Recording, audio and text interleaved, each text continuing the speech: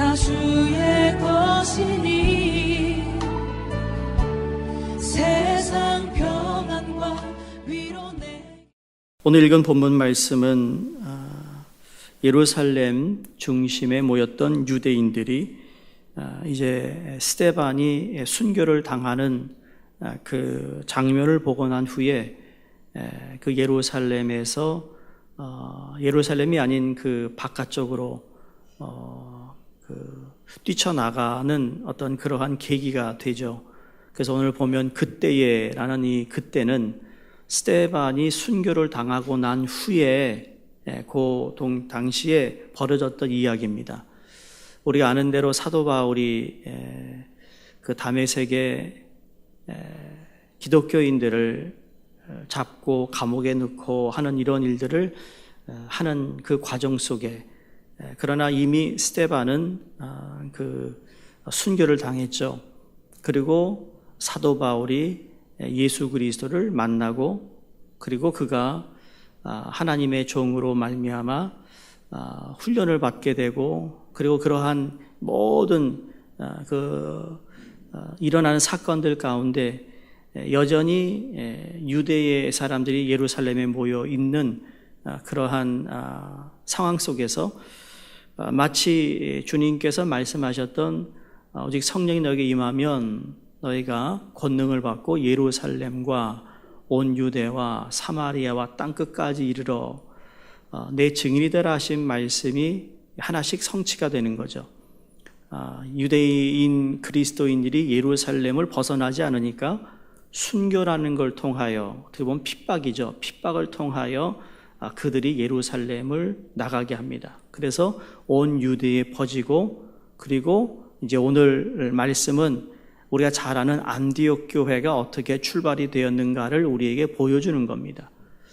근데 오늘 본문에 보시면 우리가 알겠지만 그 환난으로 말미암아 흩어진 자들이에요. 근데 안디옥에 예수를 믿는다라는 사람이라는 소리가 들립니다. 그래서 예루살렘 교회에서 바나바를 보내서 확인을 시키죠. 바나바를 보내 확인을 시켰더니 정말 예수 믿는 사람이 안디옥에 있었던 겁니다. 그러니까 누군가가 스데반의 순교를 통하여 핍박이 있는 걸 알고는 그리고 안디옥이라는 도시까지 가서 예수를 증거했고 거기에 이미 예수 믿는 사람들이 있었고 예루살렘 교회는 바나바를 보내어 이것이 진짜 사실인지 아닌가. 왜냐하면 그 당시만 하더라도 이방인들에게 복음이 전해진다라는 생각은 하지 못했다라는 이야기입니다. 다시 말해 예수님께서 제자들에게 너희가 권능을 받으면 예루살렘과 온 유대와 사마리아 땅끝까지 내 증인이 된다는 말씀이 그들에게 솔직히 처음은 이해가 안 됐다는 이야기죠. 예루살렘은 알겠지만 온 유대와 사마리아 땅끝까지는 그건 절대로 인간의 힘으로 인간의 능력으로 할 수 있는 일이 아니라는 것입니다. 상식적으로 어떤 내가 의무감으로 할 수는 있겠지만 그러나 주님께서 우리에게 부탁하신 지상명령은 그냥 내가 의지로 할 수 있는 일이 아니라는 거예요. 내가 하고 싶어서 하는 일이 아니에요. 다시 말해 선교라는 건 내가 하고 싶어서 하는 게 아니라 하나님께서 그것을 허락하셔야 할 수 있는 일이라는 겁니다. 성령이 인도하심이 있어야 선교가 가능한 거죠. 그런 의미에서 지난 5주에 걸친 우리 단기 선교를 돌아보면서 참 많은 수고가 있었습니다. 많은 희생과 많은 헌신과 많은 재정이 거기에 들어갔습니다. 그건 다른 것이 아니라 그만큼 내가 고생의 길이 알면서도 그러나 그것을 마다하지 않고 갈 수 있었던 건 그건 바로 하나님이 그것을 우리에게 허락하셨고 그걸 사명으로 받아들인 하나님의 백성들이었기에 가능했다고 믿습니다. 우리는 이 세상 이야기를 들으면 들을수록 여러분 뉴스를 보면 늘 답답한 마음입니다. 그렇죠? 한국에서 들려오는 소식도 그렇고 미국에서 들려오는 소식도 그렇고 모든 것들이 다 우리의 마음을 두렵게 하고 긴장하게 하고 어두움이 우리를 뒤덮어오는 그런 느낌을 받습니다. 그러나 하나님의 말씀을 들을 때 하나님께서는 우리의 마음에 평강을 주시는 줄로 믿습니다. 어두움의 권세를 다 내어쫓아 성령의 역사로서 우리를 사로잡아 주시기를 우리는 간절히 기도해야 합니다. 오늘 본문에 보면 이 초대교회에 가장 모범된 교회가 나타납니다. 그 교회가 안디옥 교회예요. 어떤 교회는 이 안디옥 교회 같이 되기를 원해 교회 이름을 안디옥 교회라고 붙입니다만, 정말 우리는 이 말세를 살아가면서 오늘 영적 가정과 같은 교회의 생활, 즉 안디옥 교회와 같은 생활이 이루어져야 하는데, 이 안디옥 교회는 그럼 어떤 면에서 모범이 된 교회였을까? 솔직히 제가 1부, 2부 예회를 같은 설교를 하려고 그랬어요. 근데 2부 설교는 영어와 한국말이 섞여 있다 보니까 어떤 깊이 들어갈 수 있는 부분이 약해서 솔직히 1부 설교를 제가 어제 다시 만들었어요. 그래서 우리 미디어 팀에다가 제가 1, 2부를 같이 하려고 제 설교 내용과 그 설교의 그 아웃라인과 성경 구절을 다 전달했는데, 마치 이 일부 예배 거는 제가 드리지 못해서 그래서 여러분 스크린에 뜨지 않고 있는 거니까 양해해 주시기 바랍니다. 아무래도 일부 예배는 2부 예배하고 또 다르다 보니까, 또 선교 축제 예배는 우리가 4팀이 동영상과 4팀의 간증이 있다 보니까 어떤 설교 내용이 좀 줄어들 수밖에 없고, 그리고 여러 언어와 또 남녀노소 이렇게 같이 앉아 있는 자리에는 또 어떤 설교의 부분들이 조금 그 핵심들이 달라질 수 있거든요. 그래서 연합 예배를 드리면 제가 제일 힘들어요. 설교가 너무 힘듭니다. 모든 사람들에게 더 맞춰야 되는 우리 영어권과 어린 자녀까지 있어서요. 또 연합 예배를 드리면 또 우리 김동성 전사도 제일 힘듭니다. 이 번역을 해가지고 올려야 하니까. 어쨌든 안디옥 교회의 어떤 면이 모범의 교회가 되어 있는가? 그건 첫 번째로 주의 손이 그들과 함께 한 교회였다라는 겁니다. 21절에 보시면 주의 손이 그들과 함께 하심에 수많은 사람들이 믿고 주께 돌아오더라. 그러니까 많은 무리들이 모여 들었는데 그 이유를 주의 손이 함께 하여 주셨기 때문이다. 참 이 말씀이 얼마나 은혜가 되는지 모릅니다. 큰 위로가 됩니다. 주의 손이 함께 하셨기 때문에 우리의 개인이나 우리의 기업이나 우리의 직장 생활도 마찬가지죠. 2손과 10손가락이 아무리 기동력을 가지고 남보다 뛰어나는 순발력이 있어도 이것 가지고 우리의 삶을 스스로 조정해 나갈 수 없다라는 말입니다. 주의 손이 함께 하실 때는 무엇인지 이루어지고 또 성공적인 삶을 살아갈 수 있습니다. 그러나 주의 손이 임하지 아니하면 우리가 아무리 열심히 뛰어도 그 뛴 만큼의 대가가 우리에게 주어지지 않는 겁니다. 세상 일이 내가 마음 먹고 내가 생각하는 것처럼 될 것 같지만 그렇지가 않습니다. 왜냐하면 하나님의 계획이 있고 하나님이 성취하시는 일이 있기 때문에 하나님은 하나님의 계획을 이루어 나가기 위하여 그 일들을 하나님은 진행하고 계시거든요. 그러니까 하나님은 날마다 우리에게 함께하여 주시기를 원하시는데 주의 손으로 우리를 붙들어 주시기를 원하십니다. 주의 손이 함께 한다는 것은 바로 우리를 붙잡아 주시는 것을 말하고 있어요. 우리가 쓰러지고 넘어지고 엎어지고 깨어지고 일그러지고 정말 갈기갈기 찢어지는 그런 일들도 많이 만나게 됩니다. 그렇지만 주의 손이 우리를 붙잡아 주실 때 능치 못함이 없는 줄로 믿습니다. 사실 하나님이 창조한 세계는 원래 아름다운 세계였습니다. 또 질서의 세계였습니다. 근데 절대로 실패와 불행이 없는 세계로 만들어진 그러한 곳이었는데 마귀가 개입해서 행복이 없어지고 인간이 오염시켜서 자연이 파괴되고 그리고 스스로 부패해서 하나님의 질서에서 이탈되기 때문에 불행이라는 것이 오는 겁니다. 우리가 불행이 뭐냐, 행복이 뭐냐, 정의를 내리면 철학적으로 아주 그냥 고귀한 단어를 써가면서 그것을 정의를 내릴 수 있습니다만, 여러분 하나님의 손이 임하지 못한 곳, 그게 불행입니다. 제가 얼마 전에 그런 설교를 드렸죠. 시편에서 드린 말씀이에요. 나를 도와줄 수 있는 손길이 있는 것, 그렇죠? 나에게 보호자가 있다라는, 내 뒤에 튼튼한 어떤 배경이 있는 것과 없는 것과 큰 차이가 있다고 그랬습니다.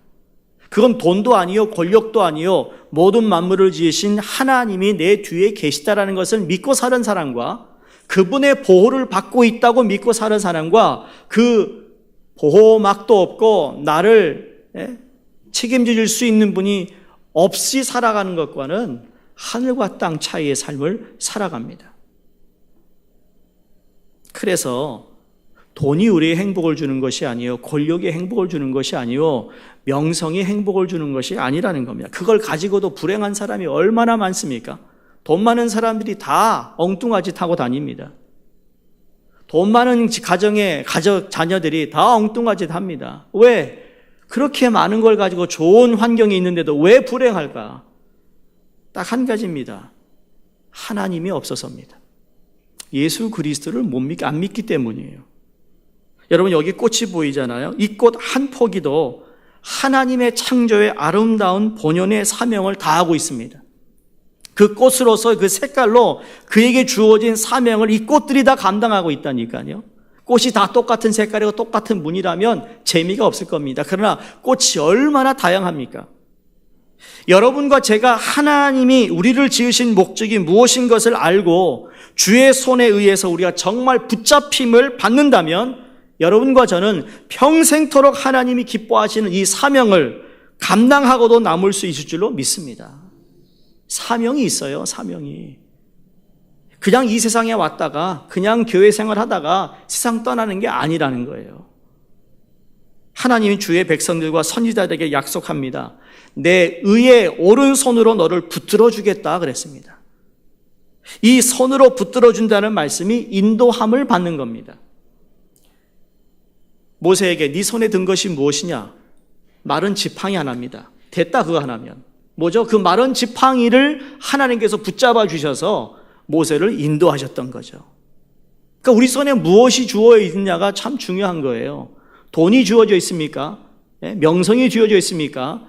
자존심이 주어져 있습니까? 체면이 주어져 있습니까? 미안하지만 여러분, 그건 절대로 여러분을 행복하게 할 수 없습니다. 하나님의 인도하심에 붙잡혀야 될 줄로 믿습니다. 어린아이가 길을 몰라도요, 부모 손을 붙잡고 나가면 목적지가 어둡고 근심 두려움이 있는 것이라 할지라도 부모의 힘에 의하여 그 목적지에 찾아갈 수 있는 것과 마찬가지입니다. 우리는 한 치 앞도 미래를 예측하지 못하지만 주의 손이 우리와 함께 하실 때 그 손으로 우리를 천국까지 이끌어 주신 것을 믿는 것이죠. 이왕이면 땅에서도 여러분들이 실패 인생이 되지 말고 성공의 인생이 되시기를 주의 이름으로 축원드립니다. 그러니까 최고의 승부를 걸고 최고의 정상을 향해서 우리는 하루가 절대로 헛되게 보내지지 않는 아름다운 이런 삶이 주의 손에 의하여 이루어져야 된다는 사실이죠. 교회도 마찬가지고 가정도 마찬가지입니다. 주의 손이 함께 할 때 교회가 부흥하듯이 여러분의 가정에서 주의 손이 함께 할 때 사업이 잘 될 줄로 믿습니다. 뿐만 아니라 여러분의 건강에도 하나님의 보장을 받는 삶을 받게 되리라 믿습니다. 주의 손이 그들과 함께 있었다. 두 번째, 안디옥 교회가 칭찬을 받을 수 있었던 건 두 번째는 성령과 믿음이 충만한 일꾼이 있는 교회였습니다. 24절에 보시면 바나바는 착한 사람이요 성령과 믿음이 충만한 사람이라 그랬어요. 이에 큰 무리가 죽게 더하더라. 교회는 많은 사람이 필요하나 그 중에 정말로 필요한 것은 하나님 앞에 성령과 믿음으로 충만한 사람이 필요한 줄로 믿습니다. 무엇보다 성령과 믿음으로 충만한 사람이 많을수록 좋은 겁니다. 만약 여러분이 성령이 충만하고 여러분이 다 믿음이 충만한 자라면 바로 여러분 때문에 교회가 부흥되고 교회들이 부흥되고 세계가 복음화되는 역사가 나타날 줄로 믿습니다. 남에게 손가락질할 거 아닙니다. 왜 교회가 안 됩니까? 왜 가정이 안 됩니까? 왜 사회가 이렇습니까? 그렇게 얘기하기 전에 내가 무엇을 했는가 물어보세요. 여러분, 교회 부흥을 위해 하신 일이 뭐 있습니까? 교회 부흥에 참여하신 적이 있습니까? 교회가 잘 되기 위해서 동참한 일이 있습니까? 좀 내 자신에게 물어보세요. 내가 도대체 뭐 했을까? 교회들이 입만 살아있어요. 입만. 때로는요. 입만 살아있어요. 말이라고 다 하는 게 아니에요. 바나바 한 사람이 성령과 믿음이 충만한 연고로 수많은 사람이 죽기로 돌아오는 역사가 일어났다고 성경은 기록하고 있습니다. 바라기는 여러분 한 사람 한 사람 때문에 이러한 똑같은 역사가 일어나기를 간절히 축원합니다. 교회는 바로 성령의 충만한 일꾼이 요구되는 시대에 살고 있습니다. 그 어느 때보다도 21세기의 모든 과정은 성령의 충만한 사람을 통해서 이 땅에 하나님의 뜻을 이루게 하여 주실 줄로 믿는 겁니다. 왜냐하면 어둠의 권세를 이길 수 있는 힘은 인간의 수단과 방법이 아닙니다. 어떤 조직 또는 당이 아닙니다. 성령으로 말미암아 두려움의 권세를 이길 수가 있고 악의 권세를 정복할 수가 있는 그 힘. 제가 서론에 말씀드린 대로 우리의 듣는 이 세상에서 듣는 소리들이 다 우리의 마음을 아프게 하고 가슴을 무겁게 하는 이야기지만 하나님의 말씀을 들을 때 내 안에 평강이 오는 것처럼 그 평강이란 성령께서 우리에게 임하여 주심을 통하여 그 힘으로 이 세상을 이길 수 있는 힘을 허락해 주는 평강이죠. 그래서 성경에 보면 사랑이 두려움을 쫓아낸다 그랬습니다. 이 바나바는 성령과 믿음이 충만한 사람인데 앞에 보시면 바나바는 또 착한 사람이라 그래요. 착한 사람. 하나님이 성령을 주시되 착한 사람에게 주시는구나 라고 해석할 수도 있습니다. 물론 별의별 사람에게 성령이 임할 수도 있습니다만 그러나 성경은 착한 사람이다. 여러분, 믿음을 가지되 착한 사람이 되어야 된다는 거죠. 성령 충만함을 받되 여러분 착한 사람이 또 되어야 되는 겁니다. 물어볼게요. 여러분 착한 사람이세요? 착하다고 생각하세요? 그쵸? 자신이 없죠? 얼마나 시기했어요? 얼마나 욕심부렸어요? 얼마나 험담했어요? 그걸 보면 난 착하지가 못한 겁니다. 어떻게 보면 여기 있는 우리 모두가 다 착하지 못합니다. 저를 포함해서 여전히 이기주의입니다. 내 걸 원합니다. 근데 우리는 보세요. 교회 다니면 성령 충만에 대해서는 간절한데 착한 사람이 되라는 거에 대해서는 우리가 별 신경을 못 썼던 것 같아요.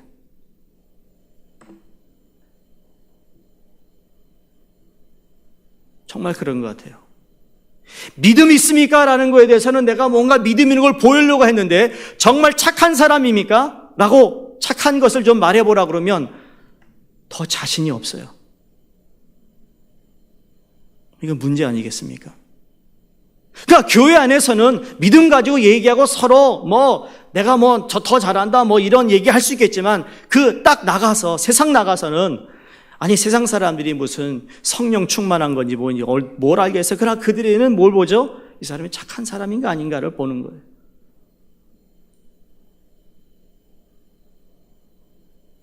우리 마음속에는 악한 생각은 바로 우리 영적 생활에 위험을 주는 것입니다. 악한 생각들은. 가끔 그런 전화가 옵니다. 목사님 요새 제가 영적 전쟁을 많이 치르는데 너무 힘들어 죽겠습니다. 그럼 제가 묻는 질문이 있습니다. 근래에 와서 누구를 미워했습니까? 근래에 와서 누구를 시기했습니까? 근래에 와서 누구를 정말 그러면 있습니다. 있어요. 악한 생각, 나쁜 마음 먹으면 성령의 역사를 못해요. 마귀가 득실득실 더 달려붙어 갑니다. 그게 영의 세계예요. 우리는 마음의 분노와 악한 생각과 혈기와 미움과 시기와 질투 그리고 세상 욕심을 제거해야 합니다. 어떤 분은 건강의 비결을 말하기를 자기에게 있어서 안 될 것을 다 제거하면 건강이 온다 그럽니다. 틀린 말은 아닙니다. 제가 거기다 한 가지 더 붙인다면 안 될 것 중에 하나가 여러분 욕심이라는 겁니다. 욕심. 욕심을 제거해야 합니다. 선한 이 어떤 복음으로 우리가 사모하며 주를 더 사랑하기 위한 어떤 그러한 선한 욕심은 이해가 되겠습니다만 우리도 모르게 내 욕심이 있어요. 그래서 욕심이 없으면 평안과 만족이 오고 모든 생활에 즐거움이 있는데 이 욕심을 갖기 때문에 가져도 만족이 없고 보아도 만족이 없고 먹어도 만족이 없고 들어도 만족이 없고 끝없는 방황 생활입니다. 오늘 많은 인생들이 방황하며 살고 있습니다. 자기의 삶의 목적과 이정표 그리고 자기 삶의 가치를 상실해버리고 삽니다. 땀을 흘리며 일하고 있지만 무엇 때문에 내가 땀을 흘리고 있는지 스스로 알지 못합니다. 막연히 몸에 뼈와 살이 몸살이 나도록 일하는데 내가 뭔가를 얻는 것 같아도 다 내가 버린 것들이 빠져나가고 있습니다. 왜 그렇죠? 욕심일 수 있습니다. 아니면 내 안에 있는 하나님께서 기뻐하지 않는 것들을 제거하지 않고 있기 때문일 수도 있습니다. 여러분, 우리 믿는 사람들이요, 또 교회에 직분을 가지고 있는 분들, 저를 비롯해서 포함해가지고 우리가 제일 이중적인 삶을 살 수 있다라는 거 아시죠? 제일 위험한 사람들입니다. 교회에서나 어디서는 우리가 참 신앙 있는 사람처럼 살지만 그러나 내 주위에 그런 사람들, 나를 아는 사람이 없는 데서는 전혀 다른 모습으로 살아갈 수 있어요. 그게 큰 갈등이고 씨름이죠. 저도 마찬가지예요. 목사다 보니 목사가 항상 강단에 서니까 어떤 그 모습만 볼 수 있지만 그러나 저도 착한 사람이 못 돼요. 선한 사람이라고 말할 수가 없어요. 여전히 내 안에도 그런 갈등과 죄의 어떤 그것들이 있을 수 있거든요. 그러나 끊임없이 제거하는 훈련을 해야 되며 제거하는 결단을 하지 아니하면 어느 순간 내가 원하는 목회, 내가 원하는 뭔가를 하려고 합니다. 근데 그게 얼마나 위험한지 모릅니다. 그렇게 해가지고 무너진 목회자며 무너진 교회가 얼마나 많은데 딱 한 가지입니다. 어떻게 교회를 세울 건가? 제가 한국에 나가야 되면 어떤 설교를 해야 될까 이렇게 묵상하고 막 제가 했던 설교들을 이렇게 들어보면서 어떤 이제 뭐 주제가 잡혀서 이제 준비를 하고 있는 중인데요. 저도 몰랐습니다. 제가 보니까 어렸을 때부터 꿈을 꿔왔더라고요. 근데 제가 무슨 잠자는 꿈이 아니고 내가 뭐가 되고 싶다. 제가 10대 때는 어렸을 때 제가 화가 되는 게 꿈이었어요. 한국에 있을 때. 근데 청소년 때 제가 미국을 왔잖아요. 그때 와서는 제가 20대 이제 대학을 준비하면서 제가 자동차 디자이너 되는 게 제 꿈이었습니다. 근데 하나님이 저를 고등학교 2학년 때 부르셔가지고 이제 목회길을 가는 준비를 하면서 30대는 어떻게 하면 우리 2세 영어권들을 잘 교육시킬까? 어떻게 그들을 좋은 리더로 세울까? 그게 제 하나의 초점이었습니다. 그래서 한국에서 여러 가지 오퍼가 있을 때도 제가 그걸 다 받아들이지 않고 미국에 남았었어요. 40대가 되면 제가 담임이 됐습니다. 담임이 되면서 제 꿈이 뭐였냐면 정말 건강한 교회를 좀 세워보고 싶다. 평신도들이 열심히 사역하는 교회를 만들고 싶다. 그분들의 은사를 잘 좀 활용해서 그래서 제가 훈련반을 그렇게 해왔던 이유도 바로 그런 이유입니다. 이제 곧 제가 50이 되는데 50에 하나님 제게 무슨 꿈을 꿔야 될까? 지금 기도 중입니다. 솔직히 말하면. 하나님 50대 하나님 어떤 꿈? 설레기도 하고 기대함도 있고 도대체 어떻게 하나님이 또 근데 아직 어떤 사인이 있진 않아요. 근데 그리고 제가 이렇게 설교를 준비하면서 10대, 20대 그렇게 하나님께서 내게 그런 어떤 그 10년 간격마다 하나님께 내게 주신 어떤 그런 비전, 어떤 꿈이 있었던 거예요. 지금 기다리는 중입니다.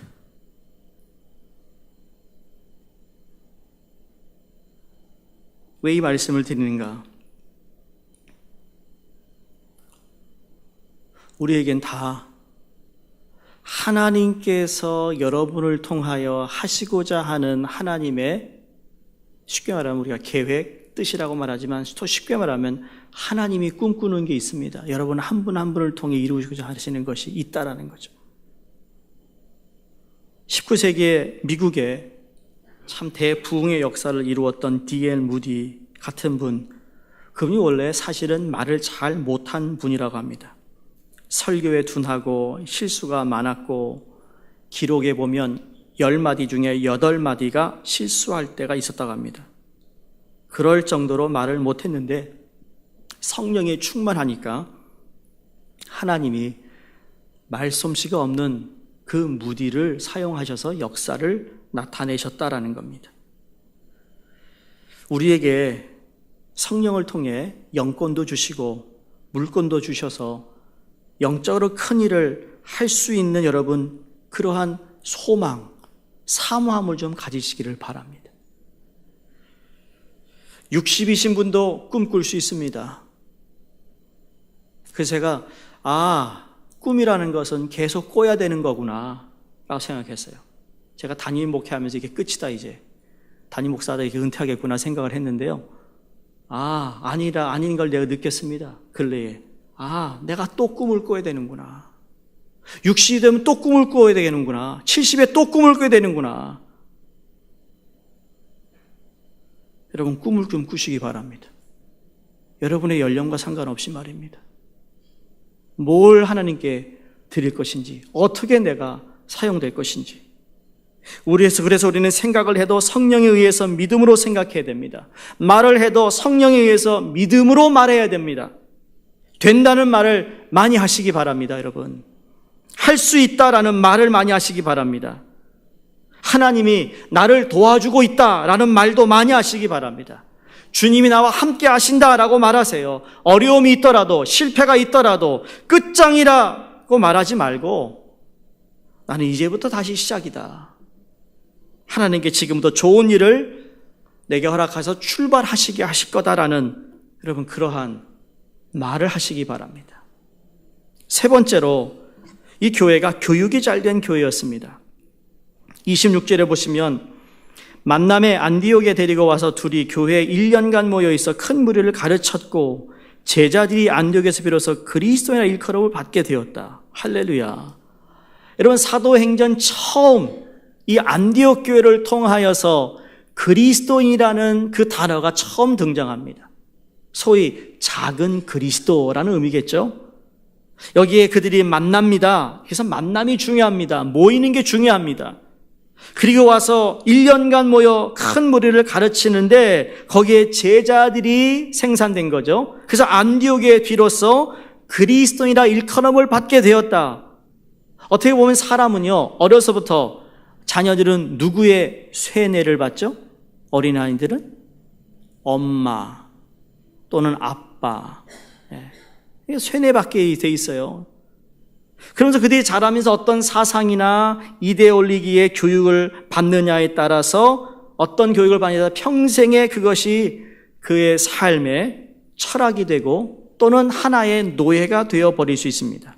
반대로 어려서부터 예수 그리스도가 바로 심어지면 평생을 주를 위해 살게 되고 복음을 전하면서 말씀하셔서 신앙을 지키게 되는 줄로 믿습니다. 이 교육이 참 중요한 겁니다. 우리는 자녀에게 어떤 교육을, 또 목회자가 성도에게 어떻게 교육을 시켰느냐, 우리 성도들이 각기 맡은 기관에서 그 조직을 어떻게 교육시키느냐에 따라서 전체 흐름이 달라지는 것입니다.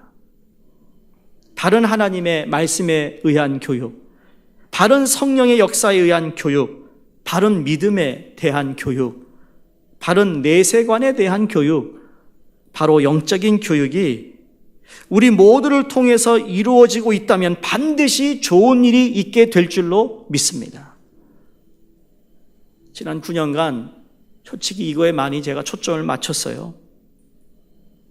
그래서 어느 교회보다도 우리 성도님들이 절기가 되었던 어떤 우리 사역이 되었던 알아서 하고 있는 것들이 다 정말 여러분들이 그 헌신하시고 교육을 받아 내가 교회의 한 지체로서 내가 하는 것이 교회에 도움이 되는 것이고 내가 헌신을 통하여 교회를 세울 수 있는 것이라면 아마 그런 마음으로 여러분들이 지금까지 사역을 감당하셨으리라고 믿습니다. 앞으로도 그렇게 감당하시기를 바랍니다. 그러나 교육은요, 2년 반 했다고 끝나는 게 아니고요, 여러분 스스로 계속 하나님으로부터 말씀을 통하여 내 마음과 생각을 늘 조명받아야 합니다.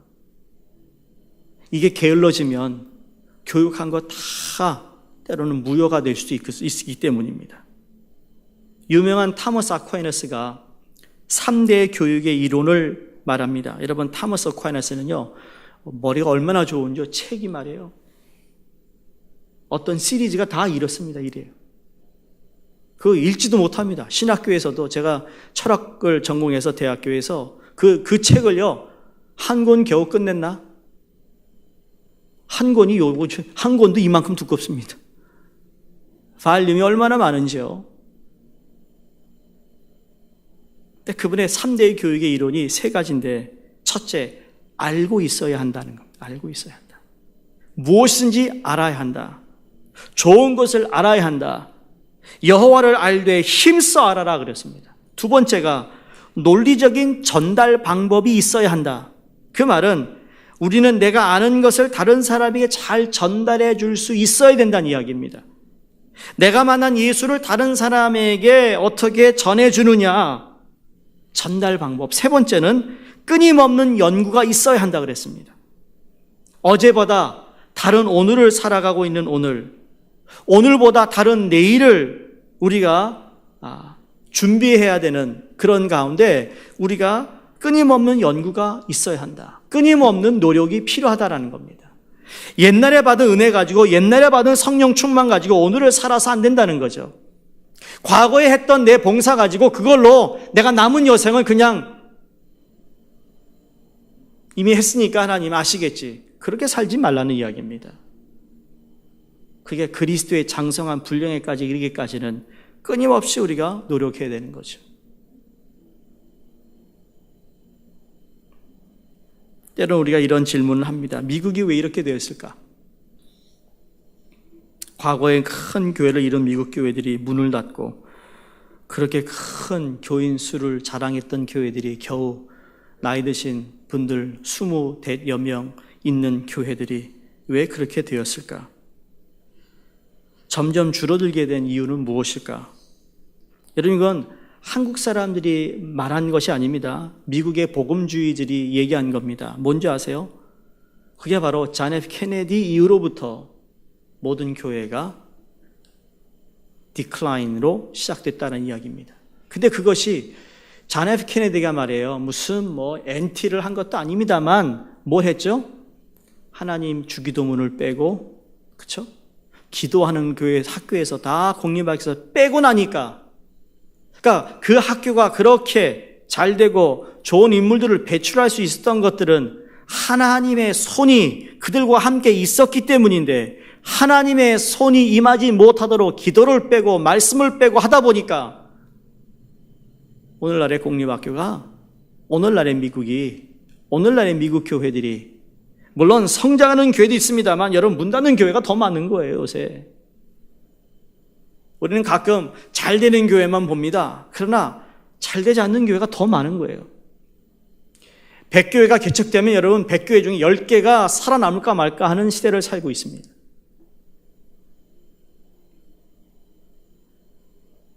미국이 세워질 때부터 하나님의 말씀이 학교의 교과서였는데, 가르칠 때 반드시 선생님이 주기도문을 외우고 가르쳤는데, 수업을 시작하기 전에 반드시 선생님이 기도했는데 그걸 폐지해버린 거죠. 성경 필수 과목도 폐지하고 주기도문을 억지로 외우는 것도 자유로 하고. 여러분, 자유 하니까 굉장히 좋은 것 같지요? 세련된 것 같죠? 멋있는 것 같죠? 신세대의 어떤 흐름인 것 같죠? 하나님의 말씀은 지난 과거나 오늘이나 내일이나 절대 바뀌어서는 안 되는 겁니다. 그때부터 성경 안 배우고 자란 학생들, 그때부터 안 배운 부모들이죠. 부모들, 베이비 부모들 얘기하시죠. 부모들의 제너레이션이 다 교회를 떠난 상태입니다. 그리고 그들의 자녀들 역시 그 세대가 교회를 떠나니까 자연적으로 교회에서 멀어지게 되는 건 그건 상상할 수 있는 일이죠. 이게 뭐예요? 성경을 배우지 않고 하나님 없이 자라서 그 전성시대의 기독교가 지금 쇠퇴해 가고 있습니다. 여러분 지도를 펴시면 우리가 지도를 반으로 쫙 나누면요, 북쪽 나라들이 있고 남쪽 나라가 있습니다. 북쪽에 있는 모든 나라들은요, 미국을 포함해서 부흥을 안 하고 있습니다. 그러나 그 선 밑으로 남쪽에는 모든 나라들은 부흥을 경험하고 있습니다. 무슨 이야기입니까?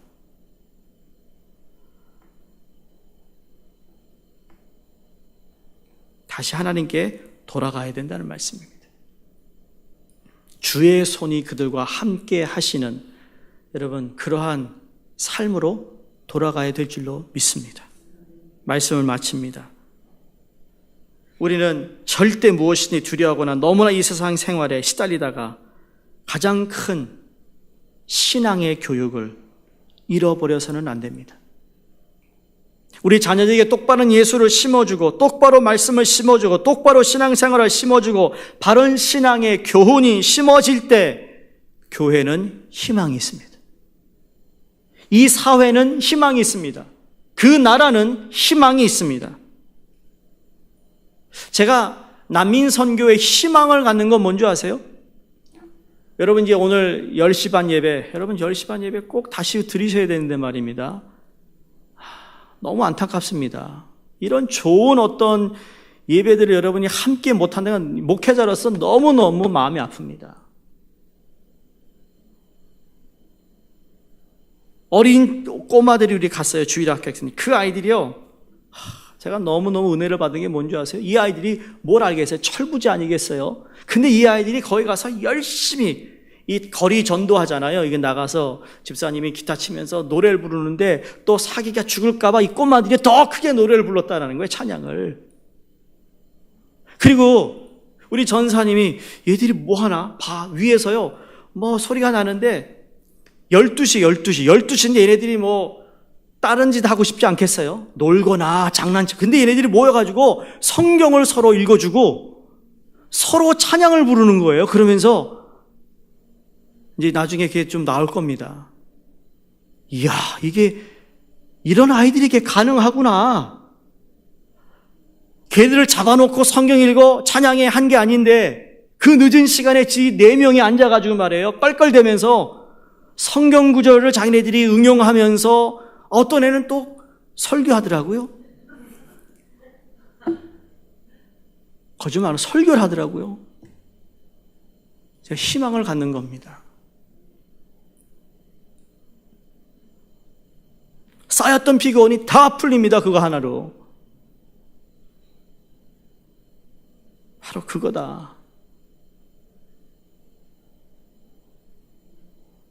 우리 각 교육기관에 수고하시는 여러분들 더 큰 관심을 가지시고, 우리 교회의 모든 사역에 여러분이 더 관심을 가지시고, 주의 손이 그들과 함께 하심에 안디옥 교회가 부흥할 수 있었던 이유도 바로 그 이유며, 정말 신앙의 교육을 할 수 있었던 이유도 바로 그 이유며, 좋은 일꾼들이 있었던 것도 여러분 주의 손이 그들과 함께 합니다.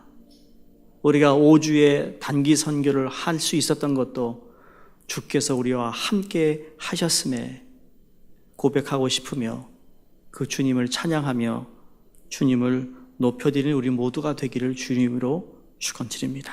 기도하겠습니다.